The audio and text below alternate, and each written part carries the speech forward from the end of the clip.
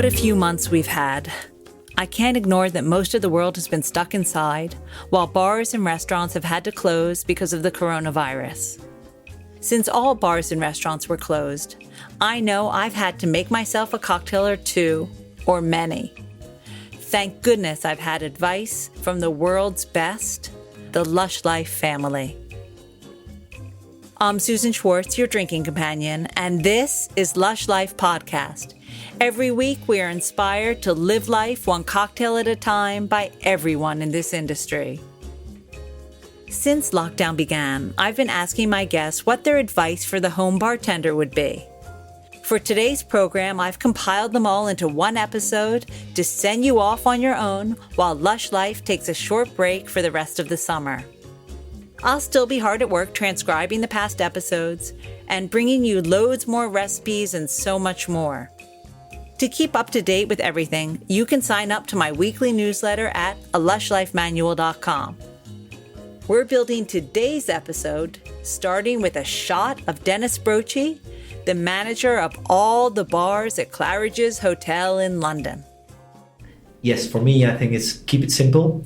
Don't overcomplicate anything, and don't forget that the guest that you're hosting, hopefully, or that you're hosting, it's there to enjoy the evening. It's not there just to have a drink. Next, we're adding 50 mils of Rebecca Dooley, who launched Discard the Zine, a new drinks industry magazine, and an overall design guru. My tips would be always have ice, always have fresh lime, fresh citrus, and always have soda, and live with bartenders. Time to add 4 dashes of Daniel Jones, Global Brand Ambassador for the House of Angostura. Tip number 1, invest in good tools. I always feel like as a bartender, we see bartenders out there and we think, wow, it's easy, I could do that. If you have the right tools, it will be easy. Today is different. I mean, I could go learn to do anything on YouTube right now. So there are a few good videos that can really guide you. Invest in a few good tools. And there are 5 main tools I would say. Get a cobbler shaker, which is a 3-piece shaker. That's the easiest shaker for a home bartender. You get a strainer, which is a julep strainer. If you're getting the cobbler shaker, julep strainer, a mixing glass. The julep strainer is for the mixing glass. So you can stir your cocktail and strain it. And then I would say a mixing spoon, a good spoon to stir the cocktails, and a muddler.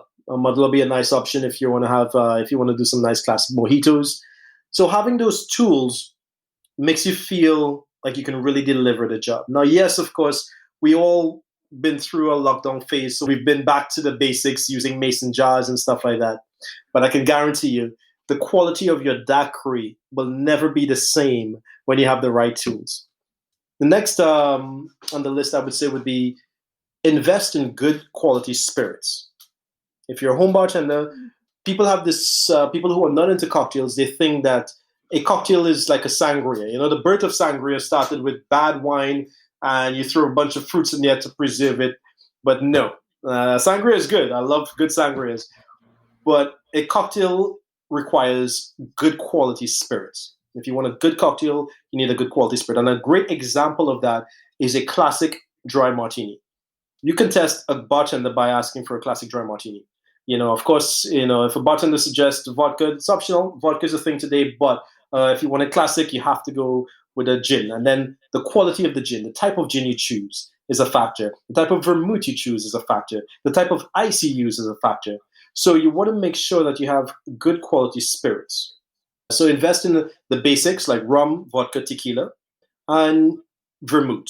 And once you have those, you can experiment with other stuff. If you come to a seminar of Angostura with myself, I can show you what type of rums to get.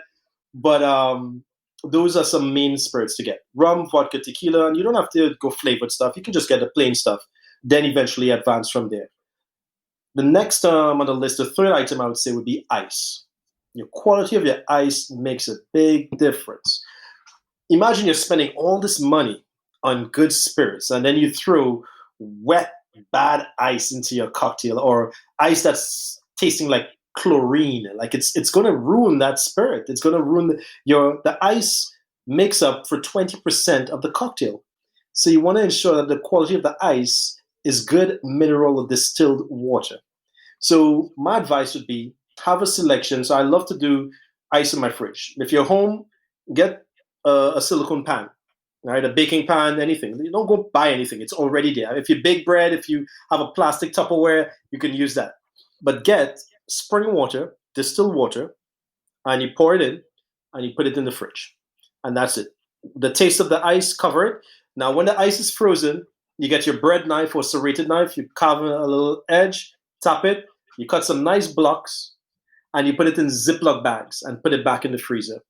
And whenever you pull out your bad boy, you get a good glass, you drop one of those nice blocks inside there, and you can sip premium spirits with that ice. Or you can make great cocktails with that ice. So those are three main factors for the home bartender. I'm going to say one more. All right. One more that's going to take you to that edge. If you're a home bartender who wants to be the advanced bartender, who wants to be the highlight of the party, all right, who wants to make everyone feel sexy at the end of the night, this is what you need to do. You need to be able to use fresh ingredients. Fresh lime juice, fresh citrus. If you can make it fresh citrus, it's going to be delicious. And also, once you're exploring with fruits, if you can garnish. Now remember, it's all about how it looks. At the end of the day, it's how it looks. All right, guys and girls, we know this. It's about how it looks. So when you can garnish a drink, all right, because we are attracted to the drink by the way it looks before we even taste, and this is why Instagram is such a big thing when it comes to cocktails and food. So make sure that you know how to do a few garnishes, like twisting a peel. You don't have to do a big salad on a drink. No. You just know how to twist the peel and make it look good. And I think you're going to be the star of the party. Next, pour in a measure of Jack Soty, Senior Tanqueray Gin and world-class ambassador at Diageo. Okay, all right.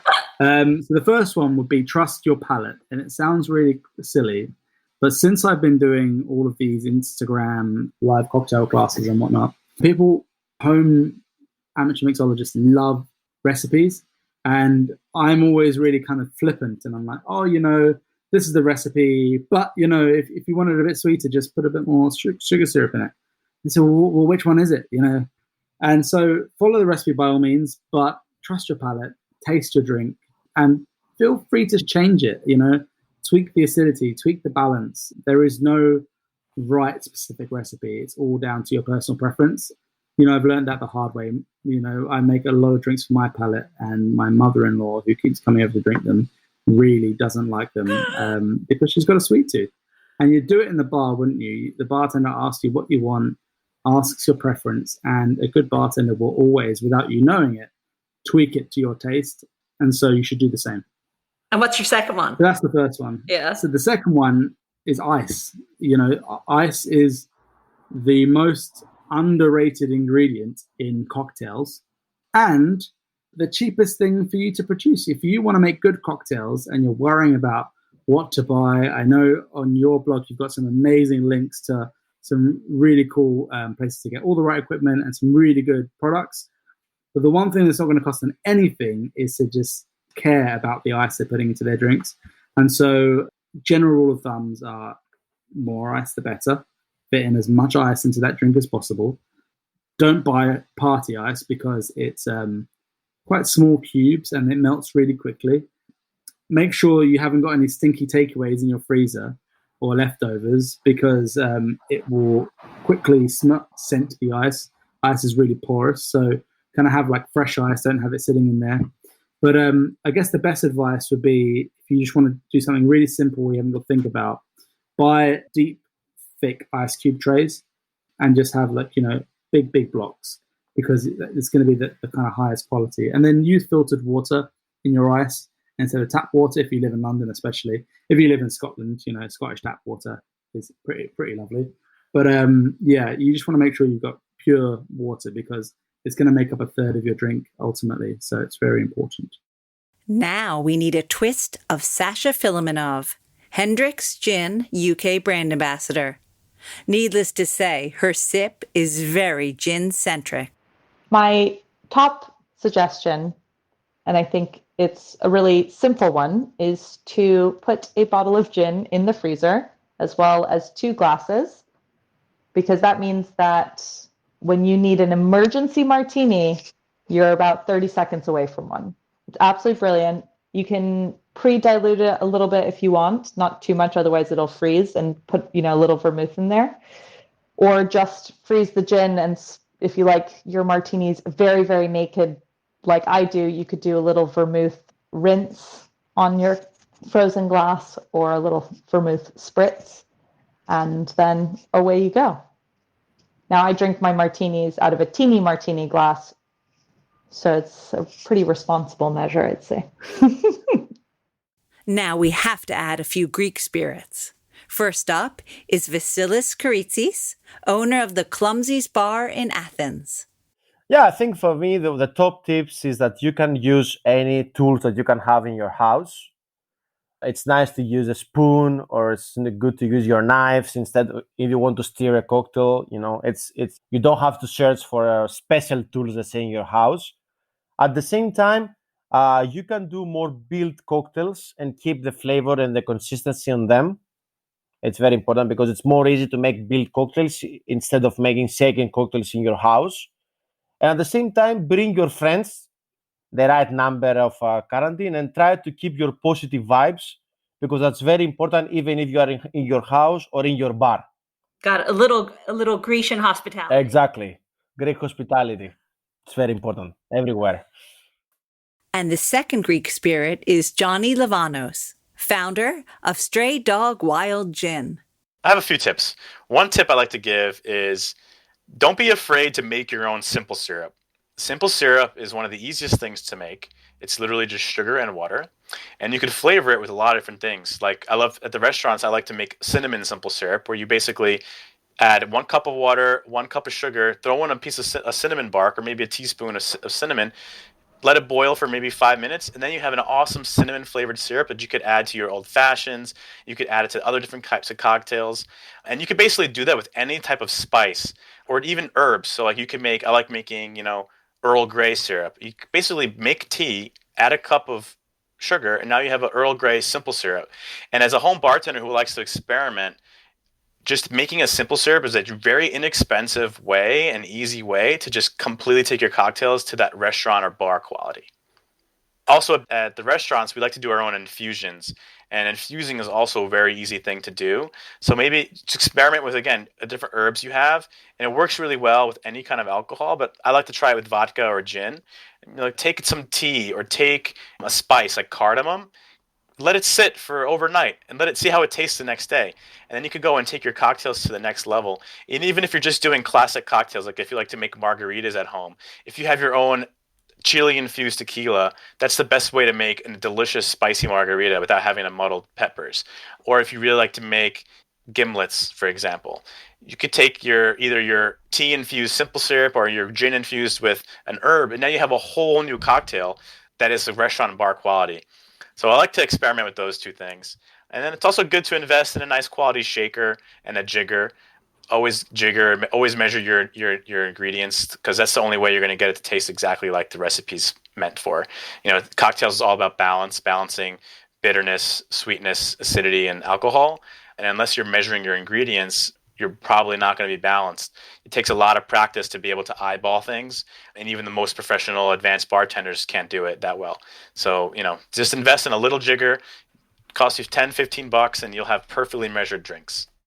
Now, if you're a true professional, you'll want to add in a drop of Elliot Ball, co-owner of the cocktail trading company, Murder Inc., and a slew of other bars. Well, bartending at home is in many ways just as important as what you do at work. It's a little bit like, your gym versus your actual game that you want to be competitive in. Home is such a good opportunity to get on top of so many things, to stay on top of like your pause, your practices. Those ligaments in your wrist tend to get a little bit stiff if you don't use them. But also take the opportunity to read, to, just stay active in it. Otherwise, we're all going to have to go back to doing 60 hours a week, having sat down on our asses for the last 3 months, which will be really bad. And finally, to top it off, we have Lauren Mote, the Diageo Reserve and world-class global cocktailian and co-founder of Bittered Sling. I think rather than a place, it's actually a feeling. There is something about just being with people that is actually more important than the place and what you're drinking. The social aspect of food and beverage and breaking bread together and spending time together is the most important thing. And so I think wherever those people are, that's where I want to be. And I'll probably be drinking a Don Julio margarita with that. Definitely.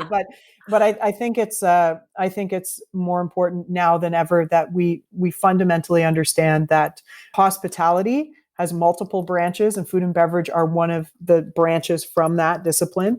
And that being with people and investing in bars and bartenders and businesses and the planet, all of these things together is what makes the richer experience. And, I can't wait to go to Italy, to be honest. I can't wait to go back to Mexico. I can't wait to go back to a lot of the places where I have, my fondest memories, but I'll go wherever the people are, wherever they're happy. I know I've got, thousands of bar stools waiting for me around the world whenever that day comes.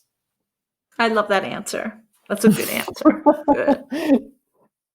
Now you have the specifications to create a great cocktail in your own home, thanks to some of the best in the business. If you're still flummoxed, I've written a post on everything you need to set up a home bar on lushLifeManual.com. Now you can practice everything you've heard on our cocktail of the week. Our cocktail of the week doesn't have a name, but it's one I always drink in the summer. In fact, I'm probably drinking it right now. It's one of the best combinations, bourbon and lemonade. Now, lemonade can mean something very different to those living in the USA and those in the UK. For Americans, I mean lemonade. For the Brits, I mean lemon squash without the bubbles. All you need to do is add 1.5 ounces of your bourbon to a highball loaded with ice, and then top it up with about 6 ounces of lemonade and garnish with a sprig of mint. If you want it a tad sweeter, I would make a little honey syrup. That's 1 part honey to 1 part water. Heat it just enough for the honey to melt, and add as much or as little as you like to your highball and stir. If you want to make it for a picnic, just add 1.5 ounces for each person to your jug, and then top it up with lemonade. Add ice, and you're good to go. You'll find this recipe, plus all the cocktails of the week at lushLifeManual.com, where you'll find all the links to the ingredients.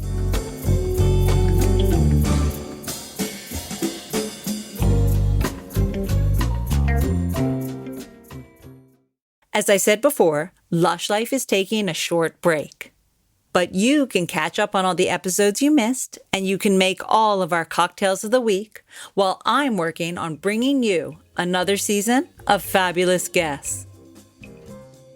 If you live for Lush Life, make sure you're giving back to the bars you love by visiting one now that they're open. The music for Lush Life is by Steven Shapiro and used with permission. And Lush Life is always and will be forever produced by Evo Terra and Simpler Media Productions.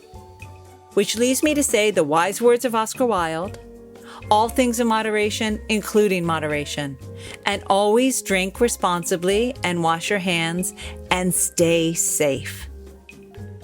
Have the best summer you can, and see you in the autumn. Until that time, bottoms up.